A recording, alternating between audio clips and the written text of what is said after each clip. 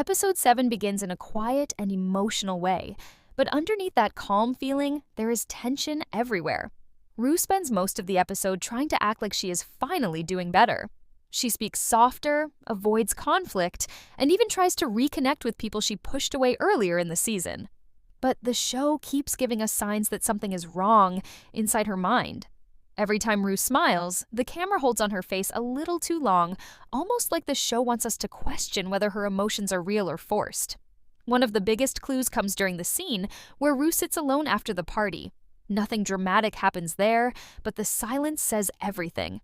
She looks exhausted, emotionally empty, and disconnected from the world around her.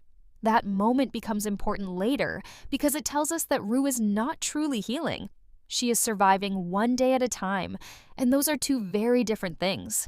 At the same time, the tension between Cassie and Maddie continues building in a much quieter way than earlier episodes. Instead of screaming or fighting openly, both characters now look emotionally drained.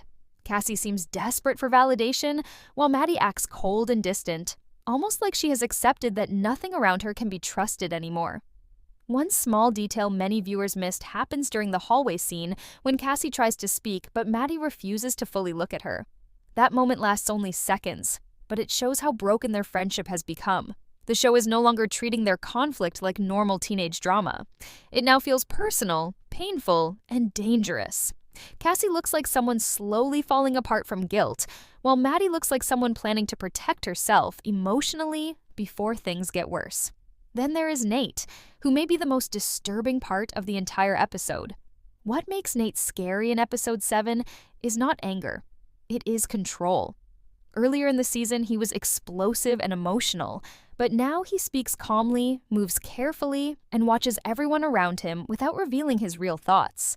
That change matters because Euphoria often shows Nate becoming most dangerous when he appears relaxed. During the final party sequence, Nate barely says much, but the camera keeps returning to his face like he is silently studying every person in the room. It creates the feeling that he already knows something the others do not. Some fans believe Nate is preparing to expose someone before the finale, while others think he is manipulating events behind the scenes so people destroy each other without him needing to act directly. Either way, the episode clearly wants viewers to feel uncomfortable whenever Nate appears on screen. Jules also feels very different in this episode. She spends most of episode 7 emotionally distant from Rue, and that distance feels intentional. Earlier seasons showed Jules as emotional and expressive, but here she seems nervous almost every time Rue tries to connect with her. There is one important moment where Jules pauses before answering a simple question, and the camera focuses directly on her eyes. Euphoria does this often when characters are hiding the truth. It is possible Jules knows something that Rue does not. Or maybe she is struggling with guilt over a choice she already made earlier in the season. The episode never confirms anything directly, but the tension between them feels heavier than normal relationship problems. It feels like the show is preparing viewers for a painful reveal in the finale. The visual style of episode 7 also tells its own story. The lighting becomes darker as the episode moves forward, especially during scenes involving Rue and Nate.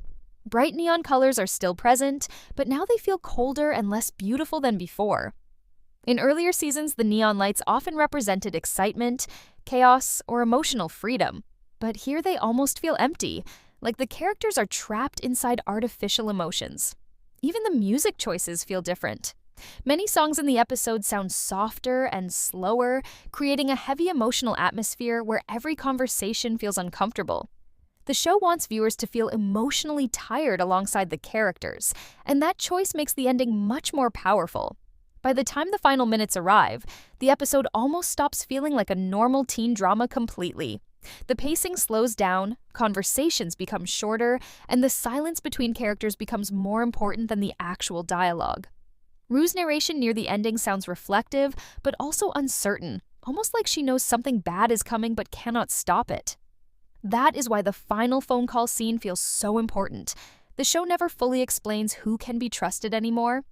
Every character appears emotionally isolated, and episode 7 makes it clear that the finale will not simply be about shocking twists. It will be about emotional collapse. The characters are carrying secrets, guilt, fear, and regret, and the pressure is finally becoming too much for all of them.